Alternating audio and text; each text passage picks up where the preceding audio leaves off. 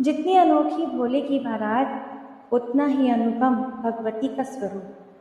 दुल्हन के रूप में सजी जगदम्बा पार्वती के स्वरूप का वर्णन कोई सरल काम तो नहीं है। भवानी जी सुंदरता की सीमा है। करोड़ों मुखों से भी उनकी शोभा नहीं कही जा सकती। कोटि हूँ बदन नहीं बने बरनत जग जननी शोभा मह सकुचहि कहत श्रुति शेष सारद मंदमति तुलसी कहा छवि खानी मातु भवानी गवनी मध्य मंडप शिव जहाँ अवलोकि सकहि न सकुच पति पद कमल मनु मधु करुता। जगत जननी पार्वती जी की महान शोभा का वर्णन करोड़ों मुखों से भी करते नहीं बनता। वेद, शेष जी और सरस्वती जी तक उसे कहते हुए सकुचा जाते हैं, तब मंद बुद्धि तुलसी किस गिनती में है। सुंदरता और शोभा की खान माता भवानी मंडप के बीच में जहाँ शिवजी थे वहाँ गईं। वे संकोच के मारे पति शिव के चरण कमलों को देख नहीं सकती, परंतु उनका मन रूपी भंवरा तो वही रसपान कर रहा था। मुनि अनुशासन गणपति पूजे शंभु भवानी को सुनी संशय करे जन सुर अनादि जिय जान। मुनियों की आज्ञा से शिवजी और पार्वती जी ने गणेश जी का पूजन किया। मन में देवताओं को अनादि समझकर कोई इस बात को सुनकर शंका ना करे कि गणेश जी तो शिव पार्वती की संतान हैं, अभी विवाह से पूर्व ही वे कहाँ से आ गए। जसी विवाह के विधि श्रुति गाई महामुनि हंसो सब करवाई गेहि गिरीश कुश कन्या पानी भवहि समर्पी जानी भगवानी। वेदों में विवाह की जैसी रीति कही गई है, महामुनियों ने वो सब रीति करवाई। पर्वतराज हिमाचल ने हाथ में कुश लेकर तथा कन्या का हाथ पकड़कर उन्हें भवानी शिव पत्नी जानकर शिव को समर्पित कर दिया। पाणि ग्रहण जब कीन महेशा यह हर्षे तब सकल सुरेशा वेद मंत्र मुनि बरोच्चरहि जय जय जय शंकर सुर करहि। जब महेश्वर ने पार्वती का पाणी ग्रहण किया तब इंद्र आदि सब देवता हृदय में बड़े ही हर्षित हुए। श्रेष्ठ मुनिगण वेद मंत्रों का उच्चारण करने लगे और देवगण शिवजी की जय जयकार करने लगे। बाजहि बाजन विविध विधान सुमन वृष्टि नभ भय विधिनान हर गिर जाकर भयउ विवाहु सकल भुवन भरी रहा उछाहु। अनेकों प्रकार के बाजे बजने लगे, आकाश से नाना प्रकार के फूलों की वर्षा हुई, शिव पार्वती का विवाह हो गया। सारे ब्रह्मांड में आनंद ही आनंद भर गया। दासी दास तुरग रथ नागा धेनु बसन मणि वस्तु विभाग अन्न कनक भाजन भरी जाना दाइज दीन न जाई बखाना। दासी, दास, रथ, घोड़े, हाथी, गायें, वस्त्र और मणि आदि अनेक प्रकार की चीजें, अन्न तथा सोने के बर्तन गाड़ियों में लदवाकर दहेज में दिए गए, जिसका वर्णन नहीं हो सकता।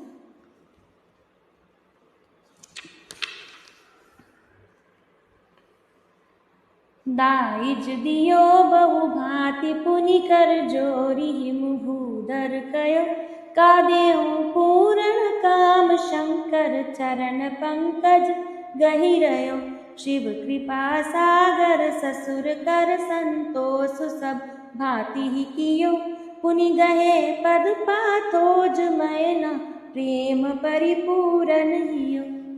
बहुत प्रकार का दहेज देकर फिर हाथ जोड़कर हिमाचल ने कहा, हे शंकर, आप पूर्ण काम हैं, मैं आपको क्या दे सकता हूँ। इतना कहकर वे शिवजी के चरण कमल पकड़ कर रह गए।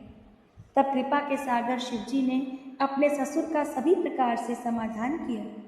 फिर प्रेम परिपूर्ण हृदय से मैना जी ने शिवजी के चरण कमल पकड़े और कहा, नाथो मामम प्राण संग गृह किंकिर करहे क्षमेहु सकल अपराध अब होई प्रसन्न बर दे।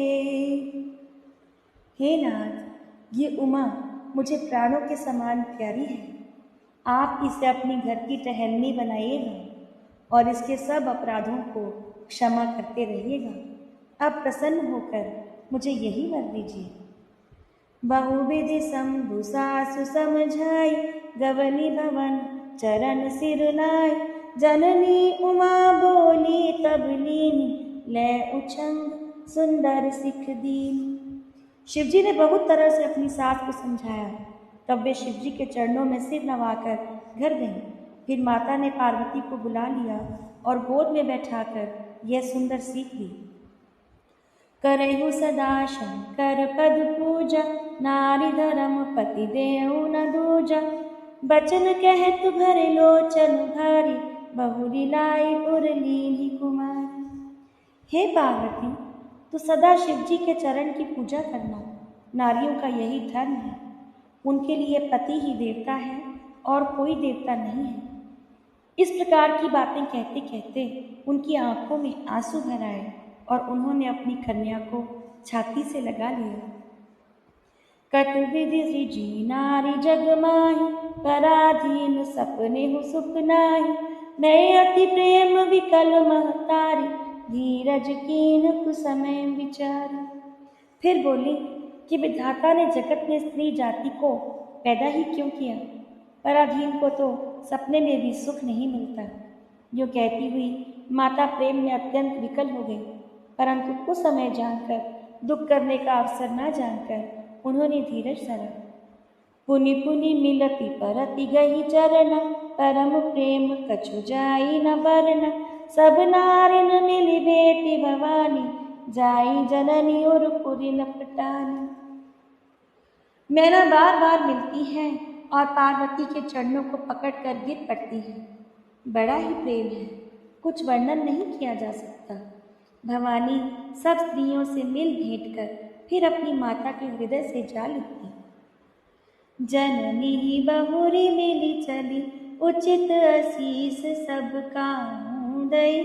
फिर बिलोकती मातु तन सब, सखी ने शिव पही गई।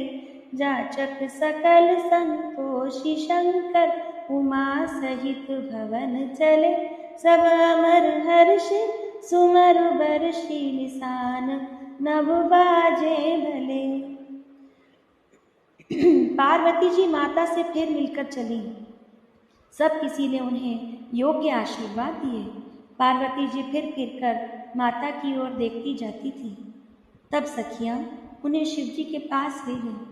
महादेव जी सब याचकों को संतुष्ट कर पार्वती के साथ अपने घर कैलाश को चले। सब देवता प्रसन्न होकर फूलों की वर्षा करने लगे और आकाश में सुंदर नगाड़े बजने लगे। चले संग हिमवंत तब, पहुँचावन अति हेतु। विविध भांति परितोष कर, विदा कीन वृषकेतु। तब हिमवान अत्यंत प्रेम से शिवजी को पहुँचाने के लिए साथ चले। वृषकेतु शिवजी ने बहुत प्रकार से उन्हें संतोष कराकर विदा किया। तुरत भवन आए गिरिराय, सकल सैल सर लिए बोलाए। आदर दान विनय बहुमाना, सब कर विदा कीन हिमवान। पर्वतराज हिमाचल तुरंत घर आए और उन्होंने सब पर्वतों और सरोवरों को बुलाया। हिमवान ने आदर दान विनय और बहुत सम्मान पूर्वक सबकी विदाई की। जब ही शंभु कैलास ही आए, सुर सब निज निज लोक सिधाए। जगत मातु पितु शंभु भवानी, तेहि श्रृंगार न कहूँ बकानी। जब शिवजी कैलाश पर्वत पर पहुँचे तब सब देवता अपने अपने लोकों को चले गए। तुलसीदास जी कहते हैं कि पार्वती और शिवजी जगत के माता पिता हैं, इसलिए मैं उनके श्रृंगार का वर्णन नहीं करता। शिव पार्वती के मिलन की ये पवित्र कथा सुनने वाले सभी कहें भवानी शंकर की जय, गौरी शंकर की जय। हर हर महादेव।